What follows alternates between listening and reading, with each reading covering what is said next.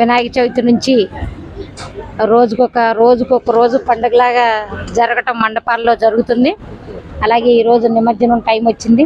నిమజ్జనానికి అన్ని సౌకర్యాలతో ఖమ్మం కార్పొరేషన్ అన్ని హంగులతో అన్ని సౌకర్యాలు ఫెసిలిటీస్ అన్నీ కూడా నిమజ్జనానికి వీలుగా దాదాపు 15 క్రెయిన్స్ పెట్టడం జరిగింది కాలవొడ్డున. అలాగే ప్రకాష్ నగరం, అలాగే దంసలాపురం ఈసారి లాస్ట్ 2 ఉన్నాయి.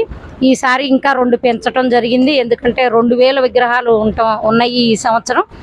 దంసలాపురం కొన్ని, గొల్లగూడెం కొన్ని కూడా అడగటం జరిగింది. అక్కడ కూడా క్రెయిన్, అలాగే లైటింగ్స్, అక్కడ ఫెసిలిటీస్ ఏం కావాలి అన్నీ అక్కడ కూడా ఏర్పాట్లు చేయటం జరిగింది.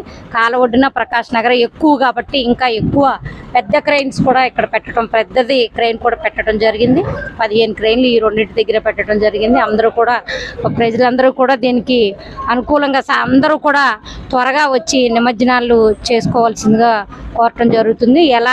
ఈ 10 రోజులు ఎంత ఆనందంగా మనందరం కూడా జరుపుకున్నాము వినాయక చవితి, అలాగే రోజుకో పండుగలాగా చేసుకున్నాము. అలాగే ఈరోజు వచ్చి ప్రశాంతంగా వచ్చి ఏ గొడవ లేకోకుండా ప్రశాంతంగా ఈరోజు నిమజ్జనం చేసుకుని క్షేమంగా అందరూ ఇళ్ళకి వెళ్ళాలని చెప్పి ఆ దేవుణ్ణి కోరుకుంటున్నాను నేను. అందరూ కూడా సకాలంలో వచ్చి త్వరగా నిమజ్జనం చేసుకుని వెళ్ళవలసిందిగా కోరుకుంటున్నాను. Thank you.